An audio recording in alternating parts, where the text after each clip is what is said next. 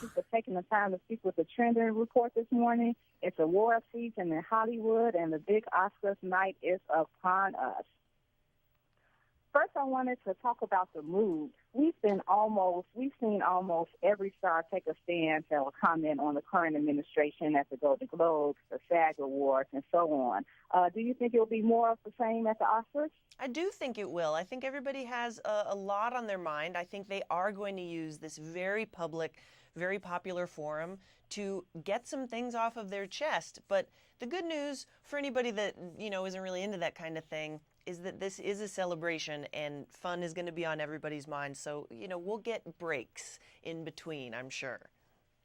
Mm-hmm. And the political climate has pretty much trumped, pun intended, last year's diversity issues with the Oscars had to address the issue of the diversity, the Oscars So White hashtag. Are you seeing more diversity this year with the nominations? Yeah, we have more diversity this year than last year, but we're still only at about the level of other ceremonies in the mid-2000s. So we haven't achieved the ultimate in diversity and recognizing as many films as could be, and so I think that we still have more work to do. We still have a ways, but we're getting closer. I think that it's important that we keep that conversation going because filmmaking isn't anything without diversity. Diversity of talent, diversity of actors, diversity is what makes film fantastic, and so we need to do more work to reach it. Have you heard of any stars boycotting this year because of that? Say that again, please. Have you heard of any stars boycotting the Oscars this year because of the diversity issue? Not offhand. I believe that there have been some people speaking out. I have heard of more people frustrated with political issues than I have with the diversity issue. So what you just said is true. There aren't any to my knowledge, but I wouldn't be surprised if there were people that are not going to show up until we do better work. So that's why one of the many reasons we have to keep going. Fantastic. Now, La La Land has been racking up the awards along with Manchester by the Sea, Fences, Hidden Figures. Who takes top honors? I think that La La Land will win Best Picture. Now, this is a Best Picture category that has a lot of really deserving films. They're all certified fresh on our tomato meter, and the critics love them, and importantly, audiences are loving them too. So at the end of the day, it's all about La La Land. It's all about those dreamers skipping along, holding hands, loving each other. And that's it's a good lead into that because you've seen all of these films. What do you think makes that La La Land stand out? La La Land is about dreams, and that's something that especially filmmakers and talent and actors and all the people in Hollywood are very connected to. It's a really tough thing, and it's a scary thing to chase your dreams, but when you do it, when you see the smallest reward, it's so beautiful, it's so meaningful, and that kind of magic and heartbreak is reflected in that film. I saw it and was a complete mess of a human being. I was crying so hard because it just mainlines into your emotions. Is a really well done film. We can all use some positivity these days.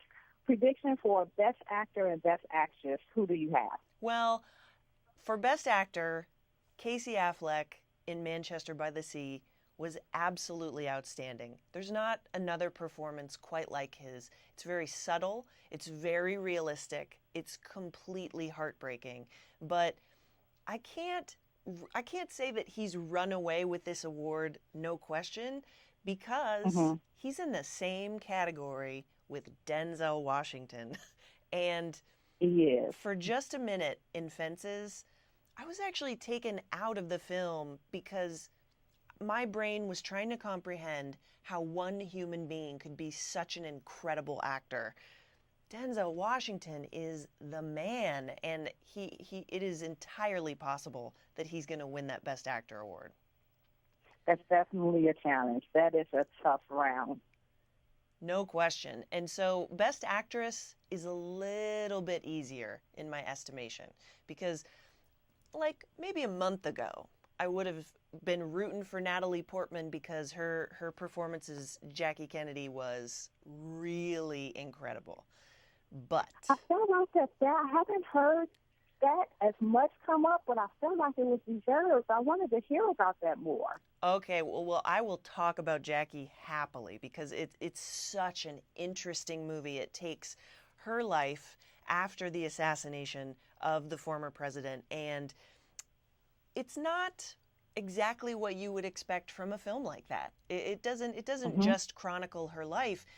It's a conversation between she and a reporter, talks about what she went through on the day, but also what she suffers in the aftermath in a really interesting way. You gotta see the movie. She's amazing. It's fantastic, but we got La La Land to deal with because Emma Stone has just danced her way into all these award ceremonies and has been winning a lot. Yes, she has. And she's been bringing that smile and that fashion to the red carpet, which I have to ask you about. Uh-huh. I love seeing what she's wearing. I love hearing what she has to say. I love watching her on screen. I've said the word love 3 times already. With Emma, you can't help it. I know. What will we see on the red carpet? Are we going to see ball gowns? Or are they going to kind of take more risks this year? What do you think? Well, I've seen an awful lot of sassy jumpsuits.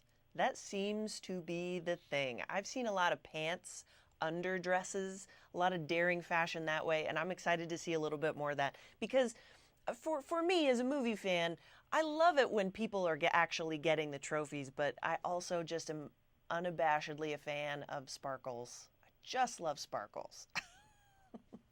Well, you got to have sparkle in Hollywood. Yes, amen. Fantastic. Well, Grae, it has been a pleasure speaking with you. Thank you for taking the time to speak with the Trending Report. Thanks a lot, Bashanda. All right.